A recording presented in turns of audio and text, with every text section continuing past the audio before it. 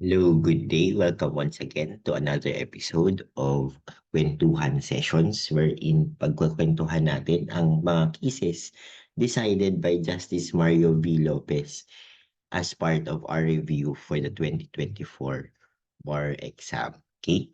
For this episode, we'll be discussing Napoleon S. Quitasol as complainant versus Attorney Henry S. Capella as respondent. Case number AC number 12072, December 9, 2020, decided by the Supreme Court and Bank. Okay? This is a plea entitled as attorney na nang ghosting ng client. Okay? So, for the facts of the case, pinayaran ni Napoleon Quitasol si Attorney Capella to represent him in a civil case. So, si Napoleon Quitasol sa case na to, defendant siya. So, kinuha niyang defense counsel si Attorney Capella. Okay? Ang naging usapan ay yung kotse ni Quitasol na Toyota Corolla ay yun yung ibabayad niya kay Attorney Capella. Okay? So, si Attorney Capella naman, dahil siguro nakapagbayad na to si Quitasol ay nag-appear na, okay, nag-enter na ng appearance sa court. Nag-file din siya ng motion for extension and unanswered. However, to si Attorney Capella, hindi sumisipot sa mga pre-trial hearing. Kaya kahit ilang beses na ito na-reschedule. Okay? Dahil dito, napilitan kasi magtutuloy naman yung pre-trial kahit wala yung abogado eh. Basta nandyan yung ano, 'di ba? Nandyan yung defense, 'di ba? Tsaka yung plaintiff, syempre. Okay?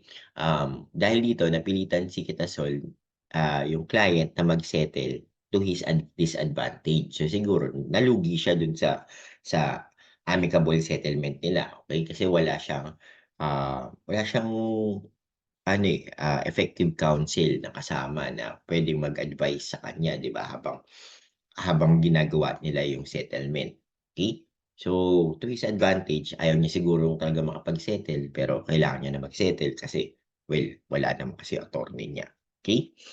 So, dahil hindi na sulit ni Quitasol, yung client, yung bayad niya kay Attorney Capella, nagsumbong siya tuloy sa IBP. Okay, sabi niya kay IBP, "Ano ba 'tong mga attorney niyo? Binayaran tapos hindi sisipot. Mahal-mahal ng ano, mahal-mahal ng acceptance fee." Ganyan, ganyan. Okay? So, yun. So, inimbestigahan ng IBP, si IBP naman, pinadalhan si Quitasol ng letters to answer the complaint, okay? To file an answer to the complaint of Quitasol. However, si Attorney Capella, hindi pa rin sumisipot kahit sa investigasyon na ng IBP. Okay? Kaya, um, nag-proceed yung IBP sa pag-investigate at nakita nga nila na guilty si Attorney Capella sa kanyang hindi pagsipot sa mga trial, sa pre-trial. Guilty siya for the violation of one of the canons of our legal ethics. Okay? So, yun. So, kaya lang in the course of this case, namatay na si Quitasol. Pinalitan siya ng kapatid niya na si Frank Quitasol. So, habang ine-elevate, kasi syempre ang IBP lang naman, nagre-recommend lang naman, sila nagsasabi na feeling na guilty to si attorney, tapos magre-recommend sila ng parusa, tapos sa kanila babato kay Supreme Court kung tatanggapin yung recommendation nila. Okay? So, in the course of that, namatay na si Napoleon Quitasol, ang pumalit si Frank Quitasol. Okay? So, si Frank naman, siguro ayaw niya na ng gulo, nag-enter siya ng affidavit of desistance or nag-file siya ng affidavit of desistance. So, parang sabi niya, ayoko na ituloy yung kaso. Okay?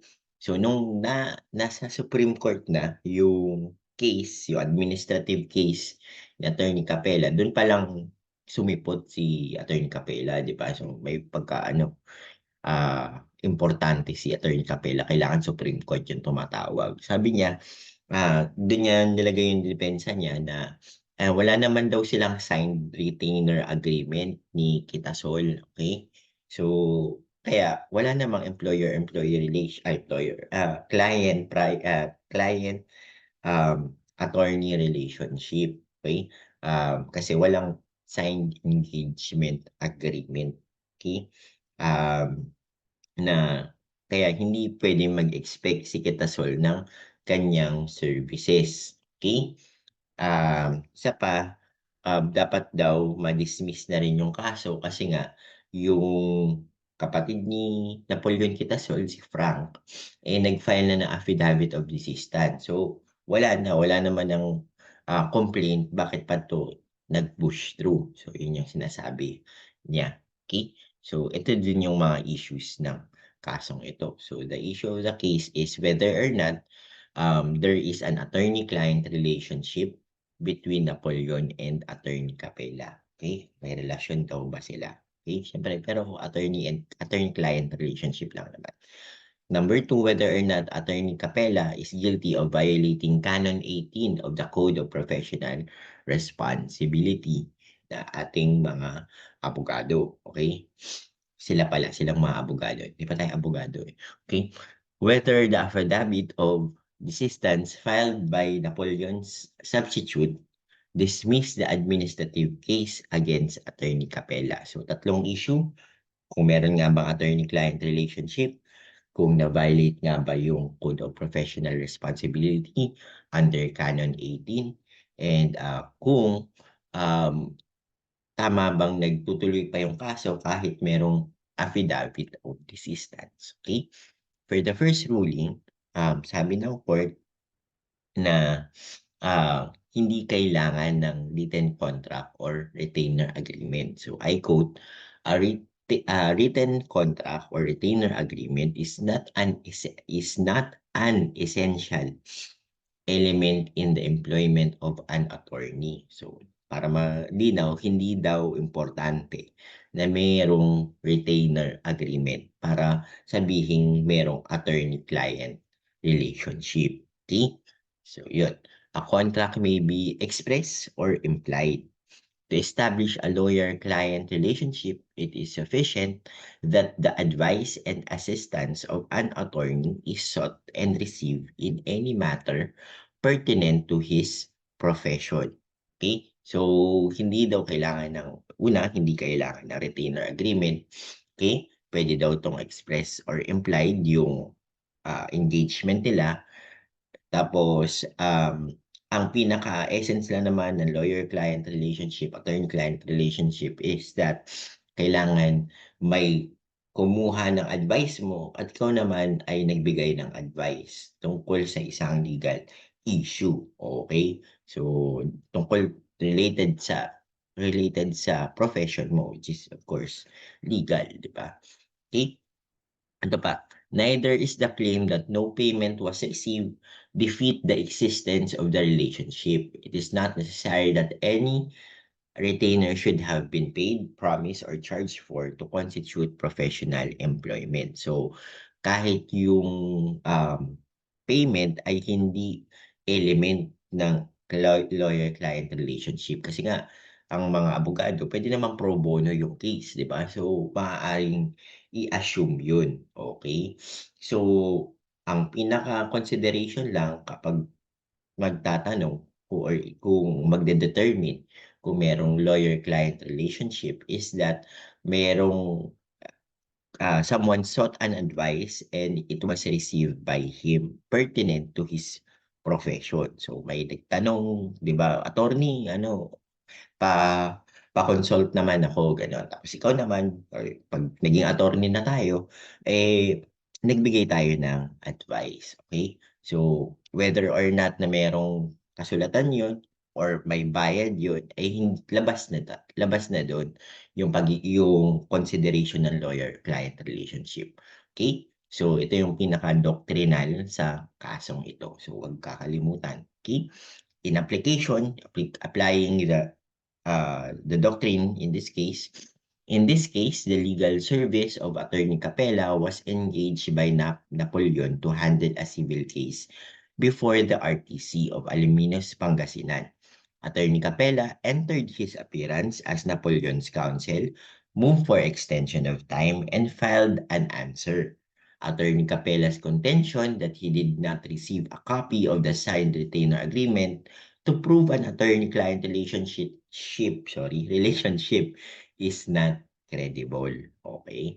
So, 'di ba, bakit mo naman, well, to continue, he would not have undertaken to enter his appearance as well as move for extension and file a pleading if he was not representing Napoleon. Okay, why would you go all through the trouble of filing an extension and filing an answer kung sasabihin mong hindi mo naman pala siya kliyente, 'di ba?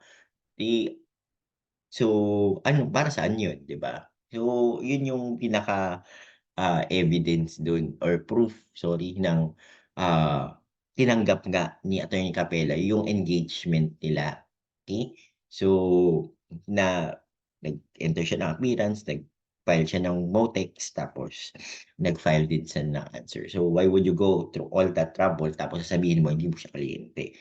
So, hindi naniwala si court sa depensa ni Attorney Capella. And of course, yun nga, yung doctrine natin na hindi naman kailangan na merong retainer agreement. Okay?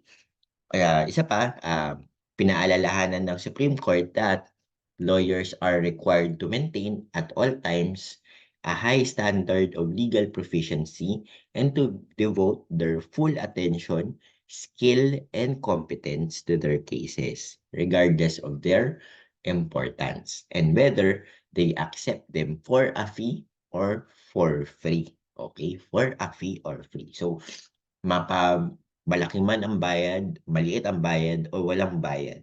Basta kinuha kang attorney at tinanggap mo yung engagement, dapat nandun yung full service mo sa kanila. Dapat pare-pareho yan, baka may bayad o wala. Yun yung sinasabi ng court dito. Okay? Sa second ruling, may na-violate nga ba si Attorney Capella sa Code of Professional Responsibility? And of course, yes. Okay? Sabi ng court, a lawyer's neglect of a legal matter entrusted to him constitute inexcusable negligence for which he must be held administratively liable. From the from the perspective of ethics in the legal profession, a lawyer's lethargy of carrying out his duty is both unprofessional and unethical. Rule 18.03 of Canon 18 of the Code of Professional Responsibility embodied this principle. Okay? So, yung violation niya, okay, merong legal basis. Okay? Hindi naman basta namamalo lang yung Supreme Court na, ay, bad ka, hindi ka magaling na lawyer, ganun. Hindi, di basta ganun. So, may legal basis. At ang legal basis daw nun is Rule 18.03 under Canon 18 of the Code of Professional Responsibility. And it says, Canon 18, a lawyer shall serve his clients with competence and diligence. Okay? Rule 18.03, a lawyer shall not neglect a legal matter entrusted to him, and his negligence in connection therewith shall render him liable. Okay, so ito yung legal basis ng pagpataw ng parusa kay Attorney Capella. Okay? So, whenever lawyers take on their clients' causes, they pledge to exercise due diligence in protecting the client's right. Their failure to exercise that degree of vigilance and attention expected of a good father of a family makes them unworthy of trust and repose in them by their client and make them answerable to their client, the courts, and society. Okay? Here, Attorney Capella failed to exercise the required diligence in handling his client's cause. Okay? So, kapag tayo ay mga attorney na, lagi natin tatandaan na we should be, our competency was already tested sa bar exam. Okay? And then, yung diligence, yun na, din na papasok yun in practice. Okay? yung sipag at yung determination natin na kapag sa ating client, dapat nandun lagi. Yung expected diligence, okay? Ang tatandaan is good father of a family. Okay, so simple diligence lang naman, di naman extraordinary diligence. Okay, yun lang naman yung hinihiling sa atin ng court. Kasi syempre, sino naman magtitiwala sa atin kung papabayaan natin yung kaso ng mga kliyente or magiging kliyente natin. Okay? So, yun. Sabi pa dito, as the complainant's counsel of record, Attorney Capella is responsible for the conduct of the case in all of its stages. His duty of competence and diligence includes not merely reviewing the case and giving the client sound legal advice, but also properly representing the client in court, attending scheduled hearings, preparing and filing required pleadings, and prosecuting the case with reasonable dispatch, with reasonable dispatch without waiting for the client or the court to prod him to do so. So, hindi daw dapat tayo yung disusi. Okay, dapat kapag tayo or si Attorney Capella, okay, in this case, hindi disusi, hindi yung kailangan pipindutin pa tapos para lang gumana, di ba? Dapat alam na natin kung anong gagawin, ano yung mga duties natin as a lawyer or would-be lawyer. Okay? Lastly, the court said a lawyer should not sit idly by and leave the rights of his client in a state of uncertainty. Clearly, Attorney Capella was unjustifiably remiss in his duty as a legal counsel to Napoleon. So, kitang-kita talaga dahil sa kanyang hindi pagsipot ay yun, hindi siya naging diligent at hindi niya nagawa yung kanyang duties bilang isang attorney kay Napoleon Quitasol. Okay? So, for ruling number 3, okay? Given na mali siya sa 1 and 2, okay? Yung depensa naman daw ni Attorney Capella is dapat wala ng kaso kasi nag-desist na 'di ba? So, ito yung sabi ng court. An affidavit of withdrawal or desistance does not terminate the disciplinary proceeding against an errant lawyer. Okay? So, kahit daw nag-desist na yung complainant, okay, tutuloy pa din yan. Okay? Kasi, ang gusto talagang disiplinahin ng court, yung lawyer. Okay? Kasi kapag hindi mo dinisiplina yung lawyer, di syempre wala na magtitiwala sa atin. Okay? And the legal basis for that is Section 5, Rule 139B of the Rules of Court that state that no investigation shall be interrupted or terminated by reason of the desistance, settlement, compromise, restitution, withdrawal of the charges, or failure of the complainant to prosecute the same unless the Supreme Court motu proprio or upon recommendation of the IBP of Governors determines that there is no compelling reason to continue with the disbarment or suspension proceeding against the respondent. Okay?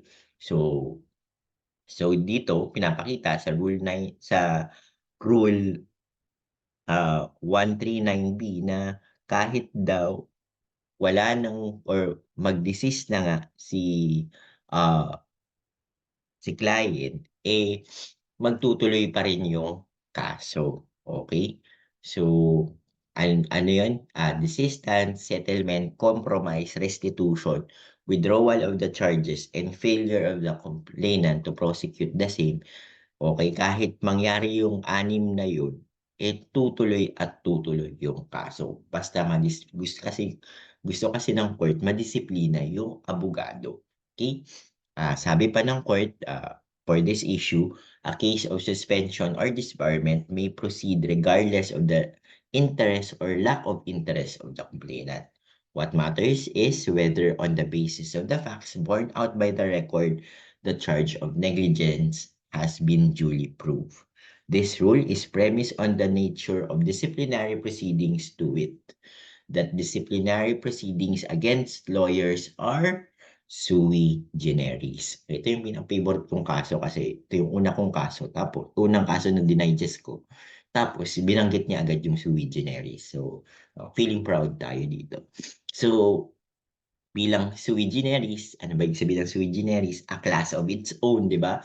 Ibang klase daw ang disciplinary proceedings against lawyers. Huwag mo daw siya kino-compare, okay? O, sabi pa dito ng court, neither purely civil or purely criminal. They do not involve trial of an action or a suit, but is rather an investigation by the court in the conduct of one of its officers, not intended to inflict punishment. It is no sense a criminal prosecution. So, yun nga, kakaiba ang disciplinary proceedings.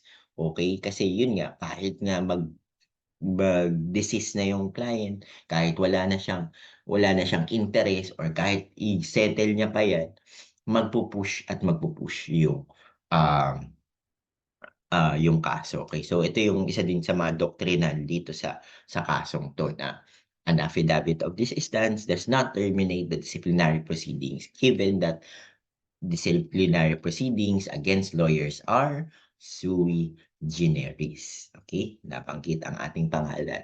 Okay? Not being intended to inflict, it is no sense in criminal prosecution. Accordingly, it also involves neither a plaintiff nor a prosecutor. It may be initiated by the court motu proprio. Okay, so yun nga, hindi naman kailangan daw na may complainant eh. Basta meron lang may makita yung court na may makita yung court na hindi kaaya-aya, okay, unbecoming of a lawyer, syempre, na makakasira sa dignidad at integridad ng law profession. Eh kahit yung court mismo, sila yung magfa-file ng case against sa lawyer. Okay? Ganun kahigpit si Supreme Court. Okay? Sabi niya kasi, public interest in its primary objective and the real question for determination is whether or not the attorney is still fit to be allowed the privilege as such. Okay? So, laging tatandaan yung profession na sinusubukan nating pasukin ay isang pribilehiyo. Okay? It is a privilege to be part of the bar. And of course, privilege can be taken away from you. Okay? So, yun. Hence, in the exercise of its disciplinary powers, the court merely calls upon a member of the bar to account for his actuation as an officer of the court with the end in view of preserving the purity of the legal profession and the proper and honest administration of justice by purging the profession of members who by their misconduct have proved themselves no longer worthy to be entrusted with the duties and responsibilities pertaining to the office of an attorney. Okay, so, well, diniin lang ng pandiinang paragraph lang to na ganun kahigpit si Supreme Court sa kanyang sa mga lawyers, okay? Because they want to preserve the purity of the legal profession and the proper and honest administration of justice. Okay? So, ipa-purge nila, hindi naman siguro papatayin ng Supreme Court. Ipa-purge meaning tatanggalin nila yung mga members na guilty of misconduct and not worthy of the title of being an attorney. Okay? So, of course, sabi nga ni Spider ng uncle ni Spider-Man, with great powers comes with great responsibilities. Okay? So, to be a lawyer, you have so much power, but yet you have so much responsibility kasi hindi mo lang hawak yung problema mo, hawak mo din yung problema ng kliyente mo. At ang consideration pa dun is of course, dapat ise-serve mo yung client mo with all your heart and soul and efforts and time. Okay? So, ibigay mo lahat. Okay? So, yun yung expected sa atin kapag tayo ay naging abogado na. Okay? So, ang naging pataw na parusa dito kay Attorney Capella is that Attorney Capella is found administratively liable for the violation of Rule 1803 of Canon 18. He is suspended from the practice of law for a period of 6 months. Kay IBP, ang nirecommend niya 2 years. Okay? So, medyo mabait pa dito sa Supreme Court, 6 months lang daw kasi first time lang naman daw ni Attorney Capella. Okay? Effective immediately upon respondent's receipt of the resolution with a stern warning that the repetition of the same or similar acts will be dealt with more severely. Okay?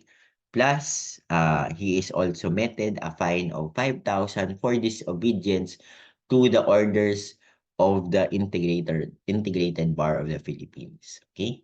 So, yun. So, sinuspend siya ng 6 months plus fine. Okay? Actually meron pang isang defense dito si Attorney Capella, hindi nga niya nakukuha yung mga yung mga letters, okay? Yung mga notices sa kanya kasi nag-iba na daw siya ng office, okay? So, ang sabi ng court dito, hindi naman hindi ko lang na nasali na, pasensya. Pero hindi naman daw reason yun. Kasi pwede mo namang sabihan siguro dapat yung naiwan doon na, uy, pasabihan naman ako na ah, pag meron ako na may tatanggap kayong letters.